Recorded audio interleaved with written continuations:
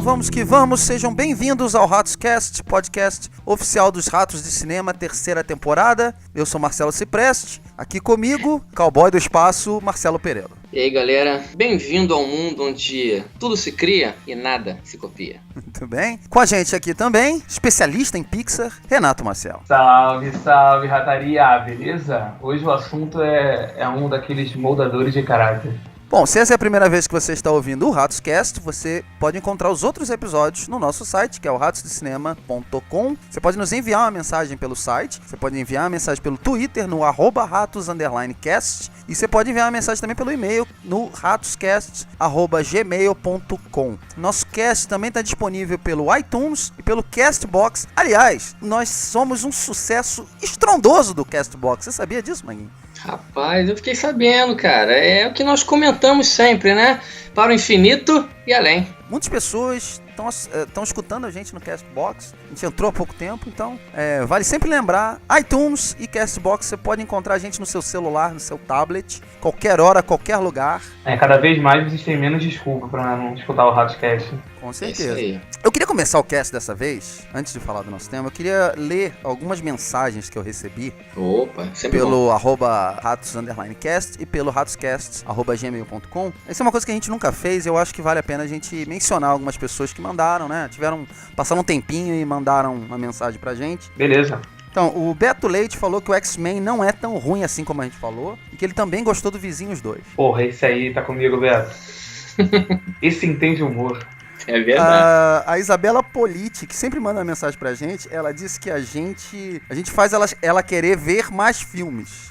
Ah, isso é bom, hein? Isso é muito bom. Patrícia Costa, ela sempre vai no Calabouço, mandou dizer que ela sempre tá lá no Calabouço. Ela acha o podcast muito bom e que ela, assim que ela começa a escutar, com 10 segundos de podcast, ela já começa a rir do Maguinho. Bom, a intenção não é essa, mas ok, né? Vamos lá. Bom, o João Vitor, ele acha que nós nos unimos contra o Renato no podcast das trilogias. E ele também acha... Isso é óbvio, né? Mas ele também acha que Star Wars é a melhor trilogia do cinema. Cara, nossos ouvintes são as pessoas mais sensatas que existem. Eu tô orgulhoso de vocês. Sério, parabéns a todos vocês.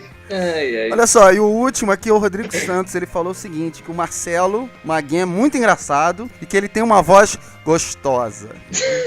Olha aí, arrasando corações. Pois é. É isso aí, né? Bom, agradecendo essas pessoas, né, que mandaram mensagem pra gente. Se quiserem, pode continuar mandando mensagem, a gente vai ler depois aqui, vai responder, tá? E o Maguinho, trabalha essa voz aí que tá agradando. Tá? Sim, vou trabalhar melhor. Humor, né? Foi o que eu te falei, a intenção não é essa, mas se está dando certo, vamos continuar, né? Muito bem. Nosso tema de hoje é um tema que, aliás, o Maguinho vai se emocionar demais. Nós vamos falar sobre o estúdio Pixar, né? A gente chamou esse cast de Dossiê Pixar e a gente vai fazer um resumo de 21 anos de história da Pixar no cinema. A gente vai falar mais dos filmes, né? Um pouco menos dos curtas, né, gente? Apesar de que tem curtas maravilhosos, mas a gente resolveu falar mais dos filmes que são mais conhecidos até do que os curtas e de toda essa história, de todo esse impacto que eles têm até hoje no cinema, né? Renatão, você que sugeriu o tema, queria que você falasse um pouco pra gente aí, por que a Pixar é esse estúdio tão anos-luz dos outros estúdios de animação? Eu acho que é basicamente essa questão que você falou, são 21 anos da Pixar, 21 anos que eles reinventaram o cinema de animação e constantemente se reinventam. Cada filme a Pixar traz algo novo para jogo, algum tipo de inovação tecnológica em suas animações e faz ficar cada vez mais aprimorada toda a sua arte de animação, saber contar boas histórias, saber atingir ao seu público, em grande parte adultos e crianças, sabe conversar com todos eles e trazer sempre histórias contadas de uma maneira bem divertida e com muita qualidade em seu estilo de animação. Eu ainda vou um pouquinho além. Eu acho que, na minha opinião, é o maior estúdio de animação de Hollywood. É o estúdio que mais brinca com os nossos sentimentos. Voltando um pouquinho, né? Porque ela é esse apogeu todo de criatividade. É uma empresa revolucionária, assim, que tem nas suas origens, desde 77, com George Lucas, passando pelo Steve Jobs e tal, que assim, são mentes incrivelmente criativas que colocaram a arte de animar num outro patamar. Ela te coloca o sentimento acima de tudo, eu acho que a válvula motriz desse grande estúdio é a ideia. É o que sedimenta todos esses filmes, entendeu? Eu só achei engraçado comentar, levantando um pouquinho do que o Marcelo falou, é que realmente a Pixar é um estúdio que está em atividade há muitos anos, muito antes do 95, do Toy Story. Eles eram um estúdio que foi criado, né, teve a sua base, sua origem, dentro da Lucasfilm, né? O George Lucas, ele apadrinhou o John Lasseter, que é o principal nome da Pixar, né? Acho que ele é o grande responsável, junto com o Ed Catmull. Mas o George Lucas, mesmo assim, ele acho que ele não levou tanta fé. Tanto que quando ele vendeu a Pixar pro Steve Jobs, foi só 5 milhões de dólares. Eu tava dando uma analisada nisso e foi só 5 milhões. Naquela época, 5 milhões era muita coisa? Era. Mas, pro que a empresa virou, sabe? Pro potencial que ela tinha. E naquela época também, Renato, teve um problema com o George Lucas, que ele estava se separando. E a esposa tirou tudo dele, né? Ele estava desesperado, entendeu? E o Steve Jobs foi isso. Pelo que eu sei, ele ofereceu 10 milhões. 5 na mão do George Lucas e 5 para investir na empresa. Ela era chamada de Graft Group. Foi daí que isso, a gente está falando assim de um estúdio que as pessoas conhecem de 95 com Toy Story, mas ela tem 2 décadas antes da sua, né? Com toda a sua história, com pessoas incríveis, extremamente criativas. É porque, na verdade, a Pixar era o nome do computador que ele usava para fazer as animações. Exatamente, é. Era o Pixar Computer. A gente vai falar um pouco dos filmes, mas eu queria só dividir um pouco. Eu dividi aqui mentalmente em blocos os filmes da Pixar, né? A gente falou um pouco do início e tal, e eu acho que não tem como a gente não falar do primeiro filme de animação feito totalmente em animação da história do cinema, que é o Toy Story, assim como o Renato falou, de 1995. Uma revolução, um marco. Eu acho que as pessoas foram ver o filme para ver o que era isso, né? O que era exatamente essa animação contada de uma forma de longa-metragem. Vocês lembram mais ou menos do impacto que foi o Toy Story naquela época para vocês, não? Olha, para mim foi gigantesco. Eu tenho 26 anos, então eu brinquei no início do cast. Parte do que eu sou, parte do meu caráter foi moldado graças aos filmes da Pixar. Eu cresci com esses filmes. Então, para mim, uma criança de 5, 6 anos em 95, assistindo aquele filme, foi algo assim, fora de série. Foi um novo mundo que eu descobri. E esse foi um filme que marcou muito pra mim. Eu fiquei apaixonado por aqueles personagens, por aquele universo. Eu gostava muito de brincar com bonecos e tudo mais, então aquela história particularmente conversou muito comigo. Eu tenho 10 anos a mais que o nosso Renatão, eu tinha 15 anos, né, e assim, foi um deslumbre visual, assim, a gente não estava acostumado com o que estava vendo. Pelo menos a minha referência era Pica-Pau, Tom e Jerry. Você via os animais falando, só que você não humanizava. Eles falavam e você, entendia como uma coisa, isso é um desenho normal. Mas com o Toy Story, com os desenhos que a Pixar vai fazendo, né, ao longo dos anos, você vai vendo a forma que eles vão humanizando esses personagens que você não entendia como seres humanos que pensam, sabe? Então, assim, é muito louco você descobrir isso, sabe? É um filme incrível e que foi um divisor de águas. Eu acho engraçado a gente falar do primeiro Toy Story, porque o que a gente tinha antes do Toy Story eram desenhos da Disney, eram desenhos da Fox, enfim.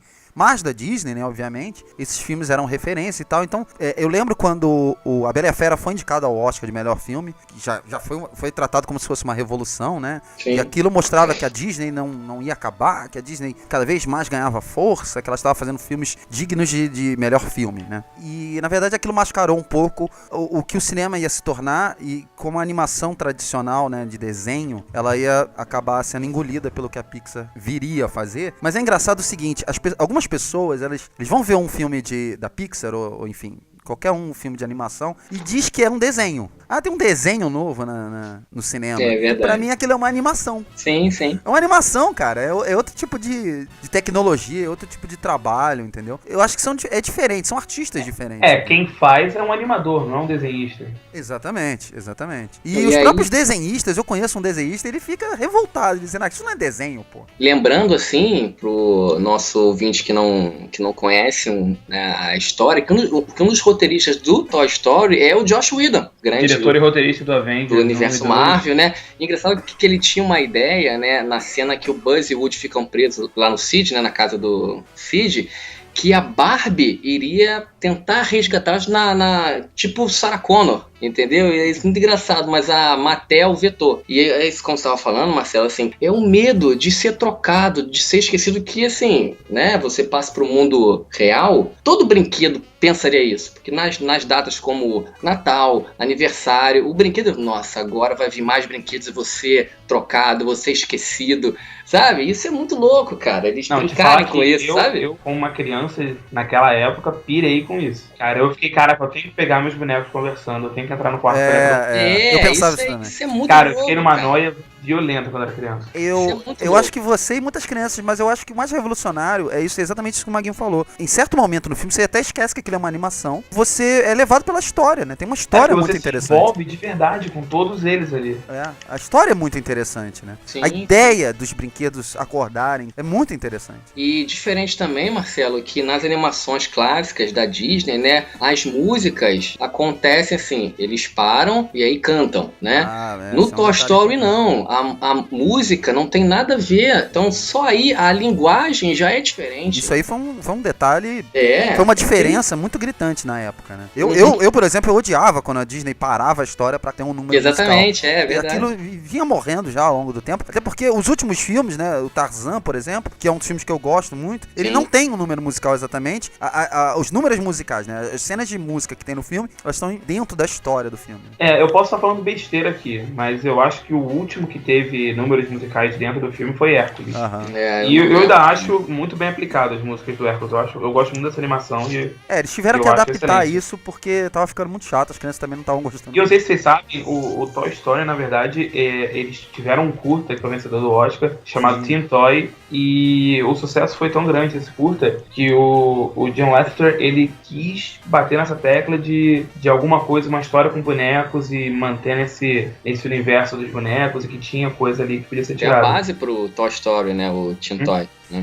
Os curtas, a Pixar sempre trabalhou muito com os curtas, trabalha muito bem até hoje, né? Os diretores que acabam ficando consagrados e vão fazer os filmes, os longas, eles começam todos nos curtas, e todo filme antes de começar tem um curta geralmente espetacular. Sim, desde sempre é espetacular, né? Pois é. Luxury, que é aquele da Luminária, é um dos primeiros, a Luminária que virou o mascote da Pixar, né? É o Lux Jr., né? Jr. O Lux Jr. é genial, incrível.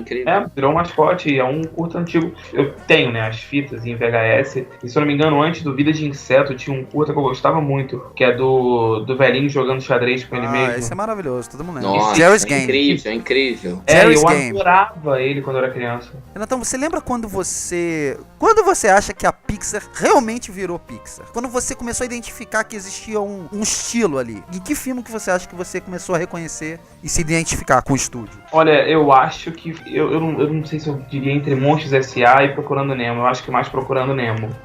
Porque você começa a ver muito da identidade deles e do jeito deles de abordar assuntos às vezes mais sérios e assuntos não tão infantis, sabe? Como a questão do Nemo, que é a superproteção do pai, sabe? A relação que os dois têm. A Pixar trabalha muito com essa questão de, por exemplo, famílias fora do padrão, sabe? A mãe do Andy era uma mãe solteira, o Marnie cuidava do Nemo sozinho, a relação do Jake e do Sully com a Boo é quase que uma relação paterna também. Então eu acho que a partir de Procurando Nemo você começa a ver aquele padrão da Pixar, daqueles personagens carismáticos e aqueles personagens que abordam sentimentos e relações humanas muito pesadas numa forma mais leve e que atinge a todo mundo. E eu concordo com você, eu sou apaixonado pelo Monstros S.A. Foi durante muito tempo o filme que eu mais gostava da Pixar. Ainda é, mas eu digo isso porque agora se juntou a outros, né? Mas pra mim era o meu favorito, assim, durante muitos anos. Cada vez fica mais difícil de dizer, né? Pois é.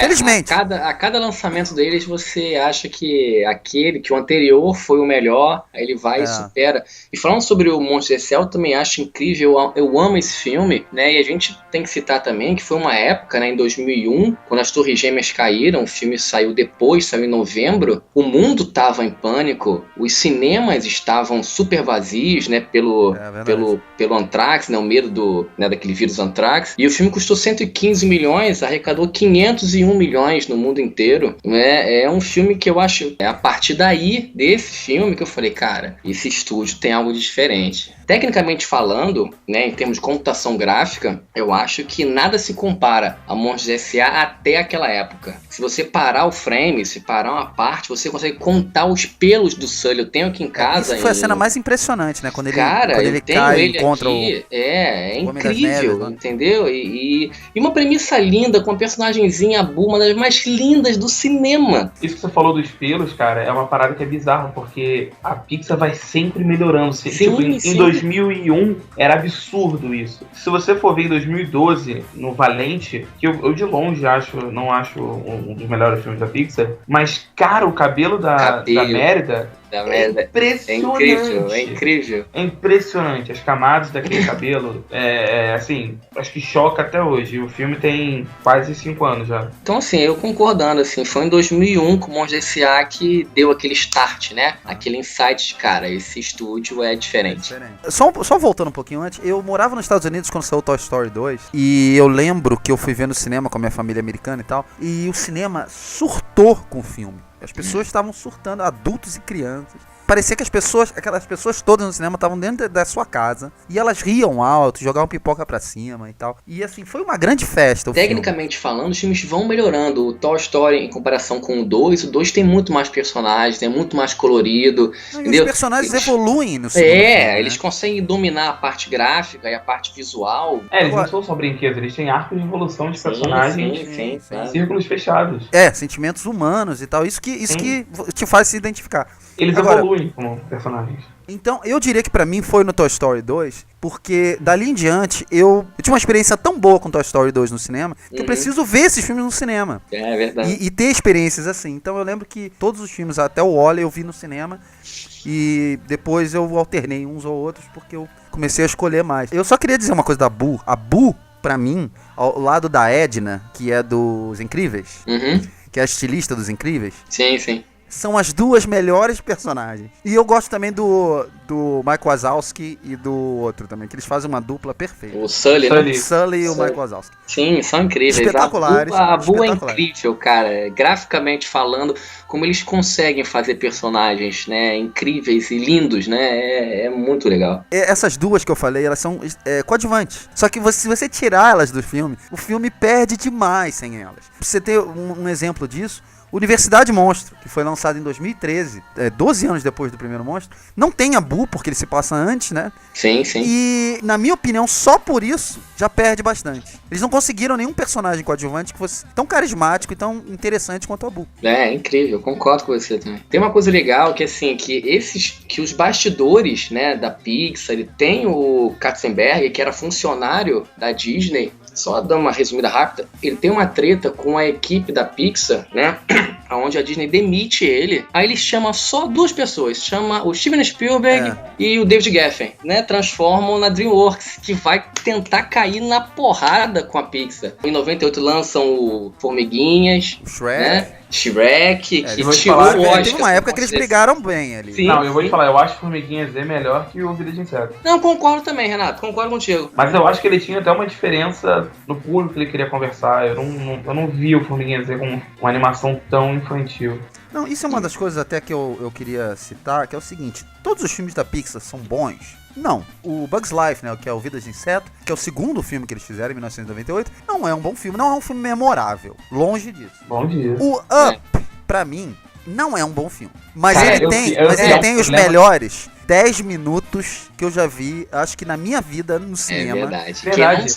Quem não chorou naquele início... Eu não chorei, não é um ser humano, não é um ser humano. Eu não sou um ser humano, mas eu vou te falar uma coisa. Esse filme, praticamente nos créditos, você já tá se emocionando. Eu não digo que ele é um filme ruim, cara, mas eu acho que ele não é um filme à altura dos seus primeiros 15 minutos. Não, exatamente. Eu acho que ele bota um padrão, ele começa com um padrão tão alto e ele não entrega aquilo. Ele não é ruim, ele só não... Ele tem bons personagens, aliás. Tem. Cara, é bem divertido. Mas não me pegou, não. Eu achei mas mais não infantil. Você vai sair dele falando, caralho, aquele começo é impressionante. Sim. E outra, o Up ele teve um problema que ele veio logo depois do Wall-E, que é talvez, pra muita gente, o melhor filme da Pixar. Que foi um filme revolucionário, assim. Eu lutaria em colocar esse aí em primeiro lugar, eu entendo. Eu não boto por motivos, assim, emocionais, pessoais, mas eu acho o Wall-E um filme sensacional, cara. Eu diria que, assim, se a gente for falar tecnicamente, assim, o Wall-E é o filme mais completo da Pixar, porque ele, além de ser uma excelente ficção científica, ele tem uma mensagem social que é extraordinária. Assim. Sim. Existem várias ideias sobre o planeta Terra, sobre a sociedade, que estão dentro desse filme, que são absolutamente perfeitas, assim. Ele bota o dedo na ferida dos problemas da nossa sociedade. Ele pega os humanos e transforma em robôs, e pega os robôs e dá sentimentos humanos pros robôs. Eles, assim, têm a coragem de criar uma animação onde 20 minutos não tem diálogo nenhum, entendeu? E aonde eles falam assim, gente, aqui com a gente o buraco é mais embaixo. O roteiro é tão incrível que, assim, o Wall-E, o personagem, ele não tem um arco. Ele continua sendo o que ele é. A história, eu falo porque eu vi ontem esse filme, né? A história acontece ao redor dele e não por conta dele. Ele meio que vai influenciando o que vai acontecendo e a mensagem que você falou, Marcelo, na minha opinião, você esquece ficção científica, que ele fala sobre a conexão de duas pessoas, cara. Isso é lindo, entendeu? Na verdade são dois robôs, né? Mas são praticamente pessoas. Aquele início que eles estão que ele tenta fazer com que ela fale o nome dele, das melhores cenas do cinema inteiro, de 150 anos que tem no cinema, sei lá quanto, entendeu? Eu acho das melhores mais lindas, sabe? É incrível. Porque é cinema puro ali, né, cara? É tudo feito pelas imagens. É genial. Então você diria que Os Incríveis é talvez um dos melhores filmes de super-heróis já feitos? Né? Eu diria que é o melhor filme de Quarteto Fantástico já feito. Brincadeiras à parte, é o melhor Quarteto Fantástico que a gente Mas você não acha, Renato, que tem mais cara de DreamWorks do que Pixar? Não acha? Não acho não. Não acha? Não, eu acho, cara. Eu não vejo um cara de Pixar esse ano. Ele é um filme, eu entendo o que o Maguinho tá falando, porque o pitch dos filmes da Pixar são umas coisas bem estranhas. Eu vou falar sobre um robô que vive num planeta devastado, que é o planeta Terra, lá no futuro. E ele vive sozinho e ele coleta lixo. Cara, daí você não tira um filme. Essa história dos Incríveis, acho que junto com o Valente, são as histórias mais, assim, normais. Pois é, exatamente isso que eu tô falando. Você coloca humanos, né? Onde na Pixar dificilmente você trabalha com humanos, né? Então... Se você pega o pitch do Ratatouille, por exemplo... Não, esse eu queria falar um pouquinho também, já que vocês tocaram. É um filme completo. Quando eu vi o pôster do Ratatouille, eu falei assim, não, a Pixar vai errar. E é um dos filmes que eu mais gosto também. Fala aí, Magui. Quando eu vi também, eu tive medo do cacete. Falei, cara, e assim, só a Pixar consegue colocar num desenho o seguinte argumento: ratos em cozinha na França. Entendeu? Mais politicamente incorreto, impossível. Entendeu? Acho que em situações normais, qualquer outro estúdio, a galera que escreveu, né, a sinopse, ia ser demitida por justa causa e camisa de força. Mas aí o que acontece, né? A ideia fala por si só, é muito maior que isso tudo. A fotografia, a iluminação, acho soberba, a estética do filme, os legumes, os alimentos. O filme te dá fome, né, Magui? Cara, não, eu também acho incrível. É um filme que custou 150 milhões e arrecadou 620, sabe? Eu amo Ratatouille, amo. Agora, o Renatão, mesmo nesse caso, né, voltando um pouco pros Incríveis, Os Incríveis é um dos poucos filmes que eu, assim como você falou do Valente, que eu veria esse roteiro sendo feito com atores de verdade. Sim, com certeza. E mesmo assim, a Pixar conseguiu fazer uma coisa diferente. Porque tem toda a identidade da Pixar lá, né? Na verdade, eles sempre tratam de situações e relações familiares, e nesse filme explora mais ainda toda a relação deles e todos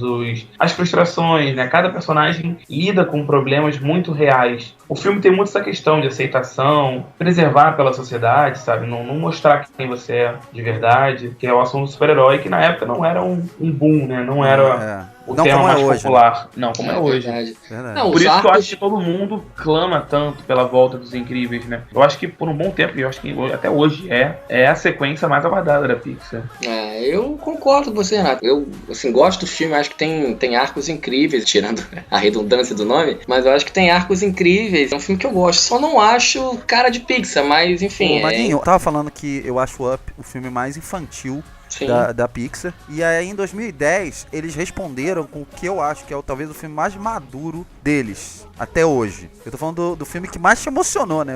Dos filmes que você mais viu da Pixar, que é o Toy Story 3. Sim, Fala cara. um pouco pra gente dessa trilogia, esse fechamento da trilogia. Não, é verdade, cara. É um dos filmes que o Toy Story 3 eu já vi, nem perdi quantas vezes. E assim, eu chorei muito e choro sempre que eu vejo. E eu acho também incrível, Renato, que, assim, que se o filme fosse feito num curto prazo de tempo, não teria metade do envolvimento que ele traz pra gente, né? Em cada época que for lançado, né, o filme trabalha de uma forma. Em 95 ele estava numa parte da sua vida, em 99 em uma outra fase que você viveu, né? Em 2010 idem. Então assim, em vários momentos dos seus sentimentos ele estava ali, sabe? Para te dar alegria, para te dar um conforto, sabe? Então, ele conversa é diretamente com uma geração. Isso é incrível também. Olha só, o Toy Story 3 foi um divisor de água na história da Pixar e da Disney, porque antes a Disney funcionava como distribuidora dos filmes da Pixar. A Disney tem um mercado de distribuição espetacular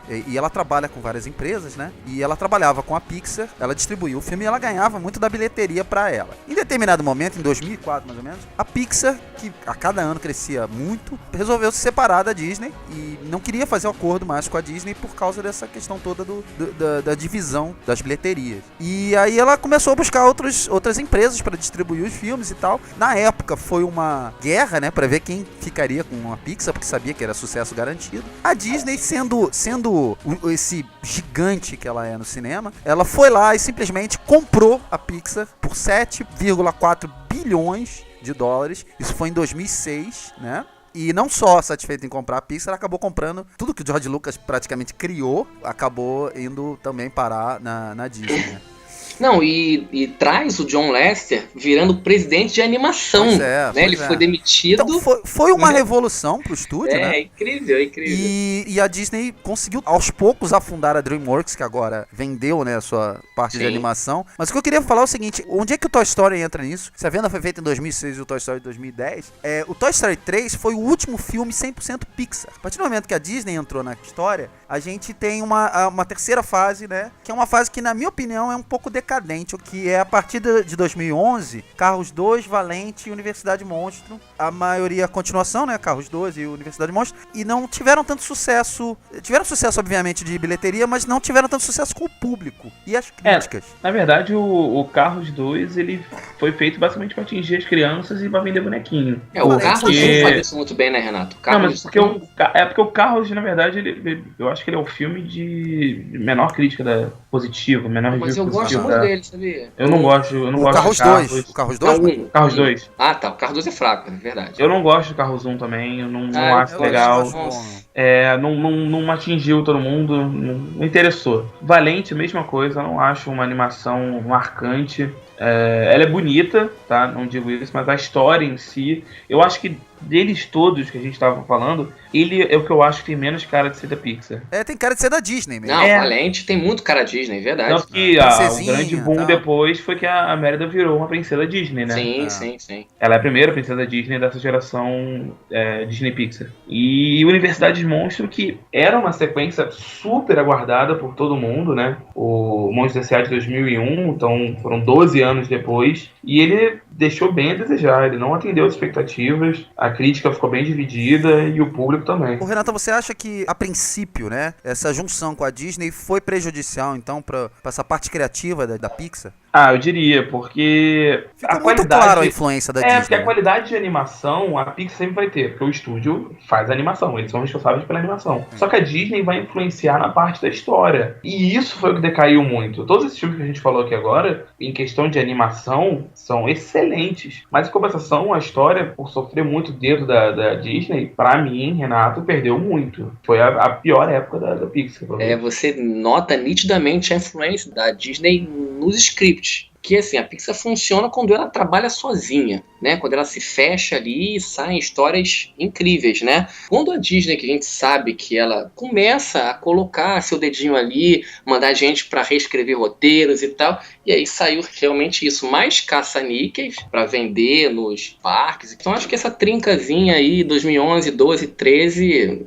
não são ruins, né? Porque ser Disney não é ruim, né? Vamos falar também, não é ser ruim. Mas perde um pouco daquela essência criativa que tem a Pixar. Pois é, tudo mudou ano passado com o lançamento do Divertidamente, que é um filme muito a cara da Pixar, né? Pixar Totalmente. voltou a ser Pixar, com um filme original, não uma continuação, mas uma ideia original. E o Maguinho, na época, a gente tem isso gravado nos casts antigos, ele disse que foi a melhor animação que ele tinha visto na vida dele. Você mantém isso? Eu falo abertamente, assim, eu não preciso mais falar nada pro nosso caro ouvinte sobre Divertidamente. É só vocês buscarem os casts passados, eu coloquei ele como o melhor filme de 2015. Eu botei melhor do que Mad Max e vários filmes, assim, eu acho um filme incrível. Agora, brincar com as nossas sinapses é mais absurdo ainda. Então, assim, e foi o que eu falei, o filme não pede continuação, mas eu queria ver vários mundos Inside Out, Star Wars, queria ver no modo Inside Out, vários filmes, assim, é um filme incrível, cara. Eu acho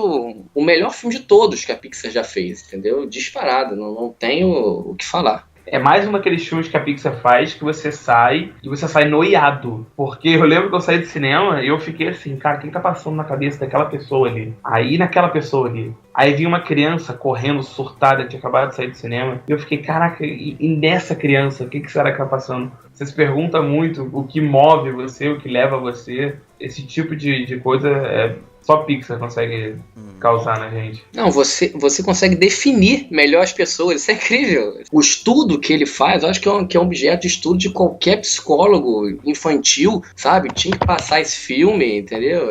E por aí vai. Tanta coisa boa pra se falar que a gente ficava aqui até amanhã. Eu acho que a Pixar hoje em dia, ela tá numa fase onde ela tá tentando se achar, descobrir o que ela... Exatamente como ela trabalha com a Disney de uma forma em que ela possa manter a criatividade que ela sempre teve e como ela pode lidar com esse controle da Disney. O exemplo disso é que, infelizmente, ela teve o primeiro fracasso também no ano passado. O Divertidamente foi um sucesso absurdo, mas o filme que ela também lançou em 2015, no final de 2015, foi O Bom Dinossauro. Foi o primeiro fracasso, realmente, do estúdio. E eu acho um filme legal, nada muito especial, mas eu gostei do filme, não achei ruim.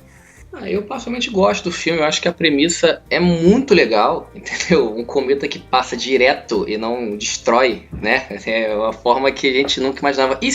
Mas eu acho que, sim, a premissa é muito boa, entendeu? Mas a ideia não é bem desenvolvida. Ele foi lançado numa época meio estranha também. Eu não senti muita do marketing da Disney. Não, assim. Também. Eles estavam mais ganhando os louros do Inside Out, entendeu? E já estavam lançando o Bom Dinossauro. Então acho que não deu tempo das pessoas absorverem. Nossa, isso aqui já Inside Out passou. Okay, é um filme completamente esquecível. Eu conheço pessoas que falaram assim: nossa, esse filme foi lançado já? É completamente esquecível. Porque em vez de eles começarem a fazer a divulgação do Bom Dinossauro e martelar nisso, eles estavam começando a campanha deles pro Divertidamente no Oscar, né? A tentativa de levar a categoria de melhor filme, né? Ganhar uma indicação no principal prêmio da noite. Então, eu acho que a tirada de foco deles também prejudicou um pouco no filme. A Disney tava muito focada no Star Wars também, né? Também. Que era foi um mês complicado que eles estrearam. Pois é. Eu acho o filme, eu não acho ele ruim, eu só acho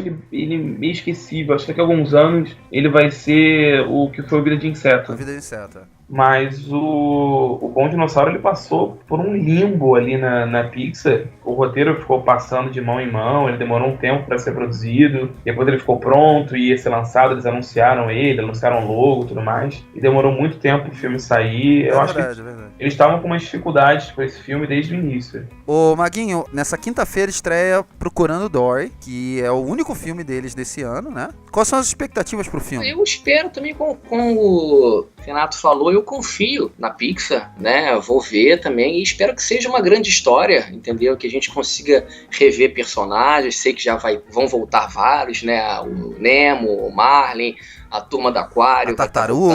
Entendeu? Então eu tô na expectativa, porque assim, todo filme da Pixar te faz isso, né? Você cria expectativa e você acha que vai ser um sucesso, espero que seja também. Eu vou te falar assim, eu acho que vai ser bom, as críticas que eu vi, né, lá de fora foram bem positivas ao filme, mas Eu tenho aquela preocupação, acho que desde o início com essa produção, pelo simples fato de que a Dory é uma personagem super divertida, super carismática, mas ela é aquela personagem secundária. Eu tenho medo de quando pegarem um personagem assim e colocarem ele no papel principal, fica uma coisa cansativa, repetitiva e perde um pouco da graça. Nós já vimos Dory... isso com Minions, né, Renato? Minions, por exemplo. O próprio Jack Sparrow. Sim, verdade. Vou assistir, tô empolgado, acho que vai ser mais um tiro certo. E só rapidinho, Marcelo, 2 curiosidadezinhas. O Procurando Nemo foi o primeiro Oscar de animação que a Pixar levou. E ele custou 94 milhões, né? E arrecadou 867. É o ápice da Pixar, né? O filme que mais lucrou, né? Então, assim, eu espero que esses bons fluidos, né? Também chegue pro Finding Dory, né? Você viu que o Marcelo é o homem dos números, né, cara? Ele tem toda a contabilidade da Pixar. Tá tudo ali na tabelinha. E olha que nosso contador é você, Renato. O contador é você, né? Cara, eu tô no trabalho errado. Agora, olha só, eu tava lendo hoje que existem milhões de referências, milhões de inserções, né? Porque a Pixar, ela gosta desses easter eggs, né, no filme. Tem um easter egg, aliás, 2 easter eggs que eu tô muito curioso de ver nessa quinta-feira, quando eu for ver o filme. O diretor do filme, né, que é o Andrew Stanton. Que foi roteirista Andrew Stanton. Tal. Pois é, eu gosto de tudo do Andrew Stanton, inclusive do John Carter. Eu achei o John Carter muito divertido. E, cara, enfim, você vai receber uma carta de agradecimento da Disney. Pois é, mas eu sou fã do Andrew Stanton, que é o diretor do Wall-E também, né? Sim. E do Procurando Nemo, do primeiro filme. E ele é muito fã do Duro de Matar. Vejam vocês. O que o Duro de Matar tem a ver com a Pixar? Bom, ele botou 2 referências do Duro de Matar. Não brinca, sério? No Procurando Dory. Estão lá pra quem quiser procurar e tal. Até onde eu li, ninguém ainda achou as referências. Como eu vi esse filme algumas vezes, algumas dezenas de vezes, eu estou curioso para ver se eu consigo descobrir, ou se é uma coisa assim muito, muito, muito escondida, porque eles têm essas coisas, né? Ô Renatão, você acompanha essas teorias da Pixar aí, esses easter eggs, não? Acompanho, cara. Eu acompanho porque desde que eu vi as primeiras coisas sobre isso, tipo, explodiu minha cabeça, sabe? Na verdade, a teoria da Pixar é muito maior do que pequenos easter eggs de um filme no outro. Tem gente que realmente construiu uma ordem cronológica de acontecimentos que prova que todos os filmes estão no mesmo universo. Começando agora, né, pelo Bom Dinossauro e indo até... Tem gente que bota o Vida de Inseto como o último filme. Eu tava pesquisando também isso hoje, né, e eu acho que assim, nossa, foi o que o Renato falou, o nego construiu um universo inteiro e, assim, com explicações exatamente plausíveis pra eles, né, pra mim não, sobre histórias que se interligam e, enfim, que a Boo é a bruxinha do Valente, por aí vai. Eu falei, gente, por que não ser só homenagens que eles fazem com easter egg, com informaçõezinhas, homenagens, porque como eles se revezam ali naquele escritório, vamos dizer assim, né, escrevendo, dirigindo, nada produzindo, mais comum, né? nada mais justo do que eles se homenagearem ali, não criar esse mundo fabuloso, fictício e doentio, entendeu? Mas que é muito curioso, cara, tudo, e daria pra ser, sabe? Assim, tudo tá lá e pode ser isso. Não, sim, Renato, são bem plausíveis. Você vê as teorias e fala, cara, realmente... Mas, eu sei lá, acho muito louco isso, sabe? Bom, a Pixar anunciou mais 4 lançamentos até 2019, né? Vai ter Carros 3 em 2017, do diretor estreante Brian Fee. Ele ainda não dirigiu nenhum longa. Em 2017 também tem um filme chamado Coco, que é do Lee Urich. Lee Urich é o diretor do Toy Story 3. Toy Story 4 volta em 2018 na mão do John Lasseter, que dirigiu o primeiro, né? Que é o cara da Pixar. E a gente vai ter Os Incríveis 2, esse filme também, como o Renato falou, muito esperado. Brad Bird, depois de dirigir vários filmes live action, volta às animações. Depois de fazer o melhor Missão Impossível, né? Pois é, enfim. Daí pra frente a gente não sabe. É porque a ideia deles, a partir de agora, eu acho que desde 2013, mais ou menos, é fazer uma continuação e um filme original. Cada ano. Eles querem ficar intercalando isso. Pois é, dos 4 nós temos 3 continuações e um original, uma novidade. Eu tô muito curioso, eu confesso que eu tô muito curioso pelo Coco, do Lee Urich. E dos 4 é o filme que eu tô esperando mais, pelo simples fato de que eu gosto muito dos filmes originais da Pixar. Algumas continuações me agradam, outras nem tanto, mas tô curioso, assim, eu acho que esse Lee Urich é uma promessa, assim, dele. O que você acha? Eu acho também, é porque assim, a gente espera o inesperado deles, né? É aquilo que a gente ainda não descobriu, o que eles vão fazer dessa vez. O Carros 3, como eu falei com vocês, eu gosto muito do primeiro, mas como o 2 é muito fraquinho, eu não sei, entendeu? O Toy Story, John Lasseter, tudo pode acontecer, pode ser uma história incrível de novo, e Os Incríveis 2, eu espero também um filme de herói bonitinho. Olha, eu fico entre o Coco e Os Incríveis 2. Porque por mais que eu goste muito de Toy Story, é aquilo que eu falei, não era o que eu queria. Os Incríveis 2 é uma continuação que eu tô esperando há muitos anos. Então eu quero muito ver aonde aqueles personagens foram parar. E ainda mais no mundo que a gente vive hoje em dia, da popularidade dos filmes de super-heróis. Isso que eu ia falar. Eu quero ver o quanto isso vai influenciar naquele filme, então eu tô curioso. E o Coco empolga porque a Pixar sempre é interessante ver os materiais originais da Pixar, né? Então por mais que seja bom revisitar filmes que a gente gosta, é sempre bom ter um ar fresco com coisas novas, sabe? E eu acho que o Coco tem tudo pra ser tipo a faixa do céu da Pixar. Fico bem empolgado com isso.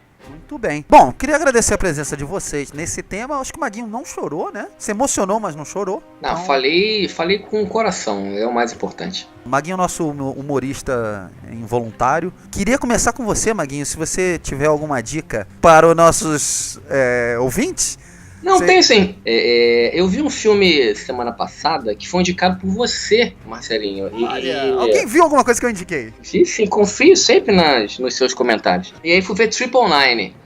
Que você falou bem e tal, e eu vi e eu achei legal, cara, um filme bom, assim, não é um dia de treinamento, como as pessoas falaram, eu vi, né, algumas que, nossa, um novo dia de treinamento e tal, não é, mas legal, assim, o que eu acho interessante são as grandes reviravoltas que tem o filme, sabe, as vinganças, as traições, sabe, uma violência absurda, né, grande no filme, mas é um bom filme, vejam, se alguém quiser, não sei se está no cinema, acho que nem estreou aqui ainda, mas em site streaming aí vocês veem, 999 é uma indicação boa. Muito bem. Renatão, você tem alguma indicação para nossos ouvintes? Tem, cara, é um filme de suspense indie chamado Rush, A Morte Ouve.